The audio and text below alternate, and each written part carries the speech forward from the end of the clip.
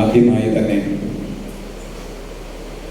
സംഗീത മേഖലയിൽ, വായ്പാട്ട് മേഖലയിൽ നടേശൻ സാർ എങ്ങനെയാണോ അതുപോലെ തന്നെ കേരളത്തിലെ ഏറ്റവും അധികം ശിഷ്യസമ്പത്തുള്ള, ഏറ്റവും അധികം വയലിൻ വാദകർ ശിഷ്യരായിട്ടുള്ള, ഇന്നത്തെ കേരളത്തിലെ ഏറ്റവും തലമുതിർന്ന വയലിൻ വാദകനും അധ്യാപകനും സർവോപരി നടേശൻ സാറുടെ ഏറ്റവും അടുത്ത സുഹൃത്തും സാറെക്കുറിച്ച് ഏറ്റവും നന്നായി മനസ്സിലാക്കിയിട്ടുള്ള നമ്മുടെ എല്ലാവരുടെയും പ്രിയപ്പെട്ട ശ്രീ നെടുമങ്ങാട് ശിവാനന്ദൻ സാറിനെ ഹൃദയപൂർവ്വം നടേശൻ സാറെ സ്മരിച്ചുകൊണ്ട് സംസാരിക്കാൻ ഈ വേദിയിലേക്ക് ക്ഷണിക്കുകയാണ്.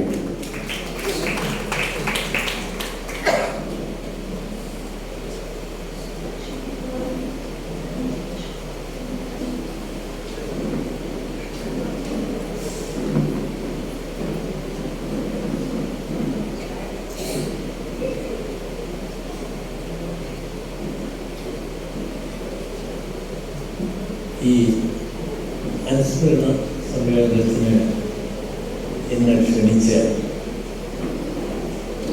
മങ്ങാട് നടേശന്മാരുടെ ശിഷ്യർക്കും കുടുംബത്തിനും എല്ലാ അഭ്യുദയകാംക്ഷികൾക്കും ആദ്യമേ ഞാൻ നന്ദി പറയുകയാണ്.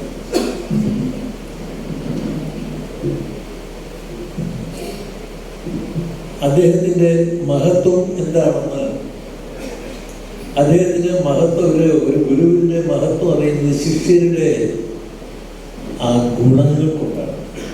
പ്രധാനമായിട്ട് എൻ്റെ വിശ്വാസമാണ്, ഞാനൊരു ചെറിയൊരു ഗുരു ആയതുകൊണ്ട് പറയുകയാണ്. ഇന്ന് ഇവിടെ 4-5 ഗാനങ്ങൾ ആലപിച്ചു. നടേശന്മാരുടെ ശിഷ്യരാണ് എല്ലാവരും. അതിൻ്റെ ഗുണം അതുപോലെ നമുക്ക് കേൾക്കുമ്പോൾ മനസ്സിലായി. അതാണ് നടേശൻ മാഷ്. മാഷെപ്പറ്റി പറയുമ്പോൾ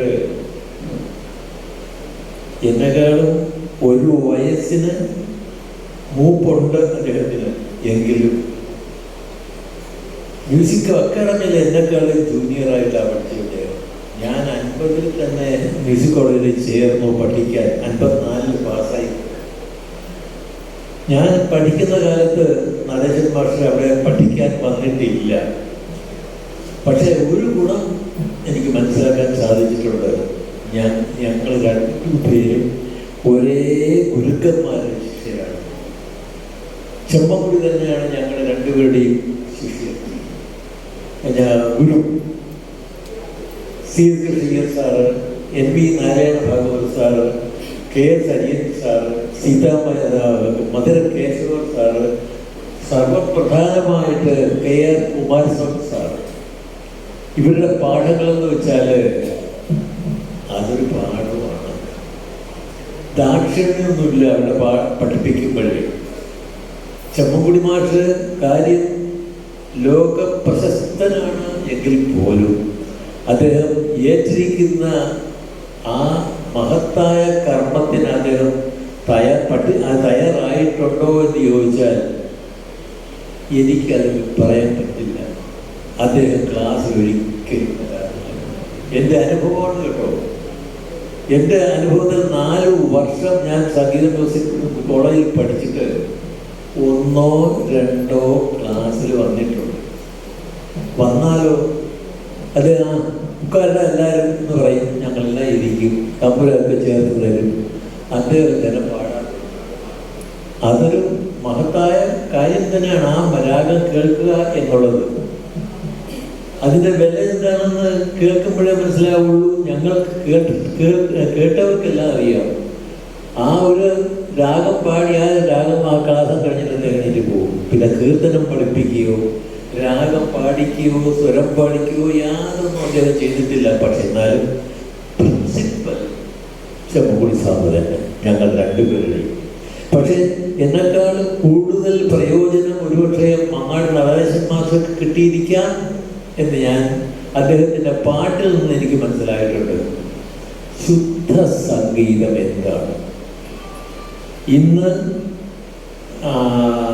എന്തോ നശിച്ചുകൊണ്ടിരിക്കുന്നു എന്ന് ഞാൻ പറയുന്നില്ലെങ്കിൽ പോലും അല്പസ്വല്പം എന്തോ സംഭവിച്ചുകൊണ്ടിരിക്കുന്ന ഒരു സംഗീതമാണ് ഇന്ന് ശുദ്ധ സംഗീതം എന്ന് പറയുന്നതിൽ എനിക്ക് പറയാൻ തീർച്ചയായിട്ടും ധൈര്യമുണ്ട്.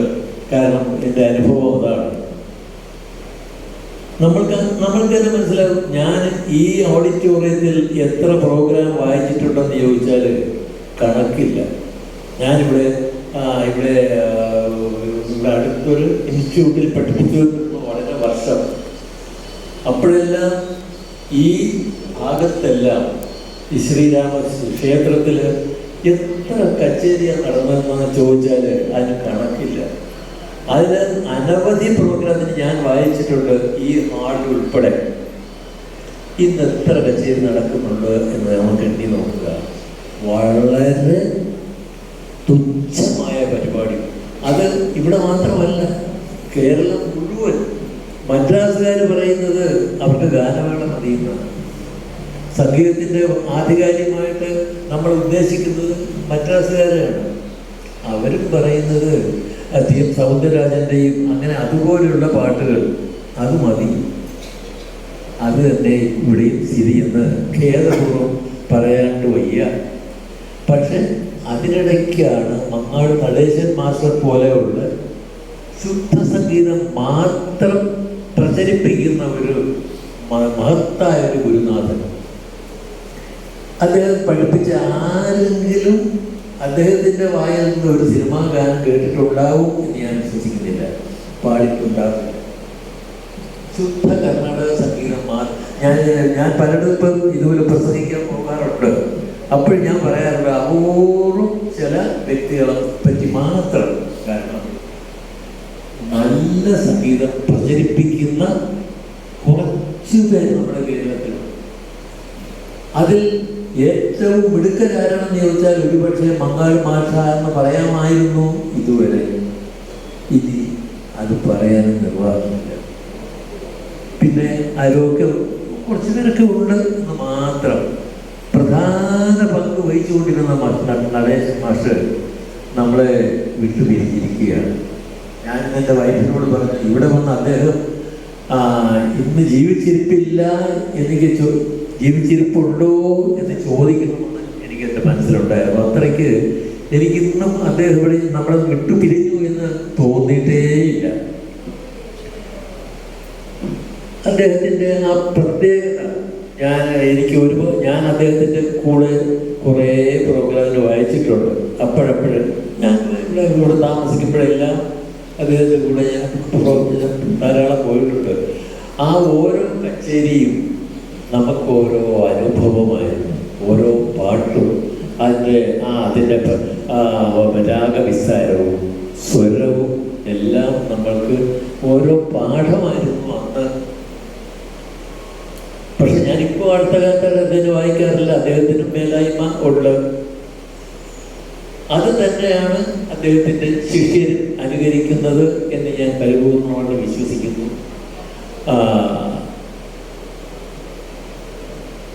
ചെമ്മക്കുടി സ്വാമിയുടെ കൂടെ ഇദ്ദേഹം കൂടുതൽ പഠിച്ചിട്ടുണ്ട് എന്ന് ഞാൻ പലരും പറഞ്ഞ് കേട്ടിട്ടുണ്ട്. അതിൻ്റെ ഗുണം ഇന്ന് അദ്ദേഹത്തിൻ്റെ ഇവിടെ കൂടിയിരുന്ന 12 ശിഷ്യന്മാരിൽ കൂടുതൽ വരാത്തവരായിരിക്കും എന്ന് ഞാൻ മനസ്സിലാക്കുന്നു. ഈ ഒരു ഗുരുവിൻ്റെ സമ്പത്ത് എന്ന് പറയുന്ന നേരത്തെ ഇവിടെ സൂചിപ്പിച്ചതുപോലെ ശിഷ്യരുടെ ഗുണം തന്നെയാണ്. അതിന് അനുഭവിക്കുന്നവന് ഞാൻ ഒരു ഗുരുവാണ്. എത്ര ശിഷ്യന്മാരുണ്ട് എന്നോട് ചോദിച്ചാൽ എനിക്ക് എണ്ണമില്ല, പറയാൻ പറ്റില്ല. പക്ഷേ എല്ലാവരും നമ്മളോട് പെരുമാറുന്നത്, ഇപ്പോൾ നമ്മുടെ മാഷ് ഇവിടെ പറയുകയുണ്ടായി, എല്ലാവരും ശിവാചാര്യ ശിഷ്യരെല്ലാം ഒരുപോലെ ബഹുമാനിക്കുന്ന ആളാണ് സാറ് എന്ന് പറയുകയുണ്ടായി. അതേ അനുഭവം തന്നെയാണ് മങ്ങാട് നടേശൻ മാഷൊക്കെ എന്ന് എനിക്ക് പരിപൂർണ്ണ വിശ്വാസമുണ്ട്. അദ്ദേഹത്തിൻ്റെ കുടുംബത്തിനെ പറ്റി പറയുകയാണെങ്കിൽ തന്നെ നന്നായി പാടുന്ന 3 പേര്. ഒരാൾ എ ഗ്രേഡാണ്, ഡോക്ടറേറ്റ് എടുത്തിട്ടുണ്ട്, കോളേജിൽ പ്രൊഫസറായിരുന്നു, റിട്ടയർ ചെയ്ത് കഴിഞ്ഞു. മറ്റെപ്പോഴും പിന്നെ പ്രവൃത്തിയിൽ ഇപ്പോഴും സജീവമായിട്ട് പ്രവർത്തിക്കുന്നവരാണ്. ഇത് എല്ലാവർക്കും ഞാൻ കൂടുതലൊന്നും സംസാരിക്കുന്നില്ല. അദ്ദേഹത്തിനെ പറ്റി കൂടുതൽ പറയാൻ കൂടുതൽ അറിവുള്ളവർ എൻ്റെ പിന്നിൽ പ്രവർത്തിക്കാൻ സംസാരിക്കാനുണ്ട്. എങ്കിലും ഒരിക്കലും മറക്കാൻ പറ്റാത്ത ഒരു പേരാണ്. ആർക്ക് കർണാടക സംഗീതം ഇഷ്ടപ്പെടുന്ന, സംഗീതത്തിന് ആരാധിക്കുന്ന, കലാകാരന്മാരെ ആരാധിക്കുന്ന എല്ലാവരുടെയും മനസ്സിൽ ഒരിക്കലും മായാത്ത ഒരു മുദ്ര പതിപ്പിച്ച ഒരു മഹാവിദ്വാനാണ്. എനിക്ക് അദ്ദേഹത്തിന് ദേഷ്യം വന്ന് ഞാൻ കണ്ടിട്ടില്ല. ചിരിച്ചുകൊണ്ടിരിക്കുന്ന ഒരു മുഖം മാത്രമേ എനിക്ക് കാണാൻ സാധിച്ചിട്ടുള്ളൂ. അദ്ദേഹത്തിൻ്റെ കൂടെ ഞാൻ ഒരുപാട് പ്രാവശ്യം ഓൾ ഇന്ത്യ റേഡിയോയിൽ ഞാൻ വയലിൻ വായിക്കാൻ പോയിട്ടുണ്ട്. അദ്ദേഹത്തിൻ്റെ കച്ചേരിക്കല്ല കേട്ടോ, എൻ്റെ വയലിൻ സോളോ അല്ലെങ്കിൽ ആരുടെയും കൂടെ കച്ചേരിക്ക് അദ്ദേഹം എനിക്ക് താളമിട്ട് തരാറുണ്ട്. അത് എത്ര സുഖമാണെന്ന് പറഞ്ഞാൽ അതൊരു പ്രത്യേക അനുഭവമാണ്. ആ അനുഭവം അനുഭവിച്ചവർക്കേ അറിയാൻ പറ്റും.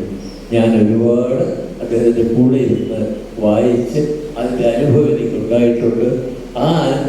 അതിൻ്റെ വെളിച്ചത്തിലും ചിലപ്പോൾ എൻ്റെ വായന കേൾക്കുമ്പോൾ അദ്ദേഹത്തിൻ്റെ മുഖം മാറാൻ സാധ്യത ഉണ്ടായിട്ട് പോലും അതൊന്നും അദ്ദേഹത്തിൻ്റെ മുഖത്ത് പ്രതിഫലിച്ചിട്ടില്ല എന്നെനിക്ക് സന്തോഷപൂർവ്വം പറയാൻ സാധിക്കും.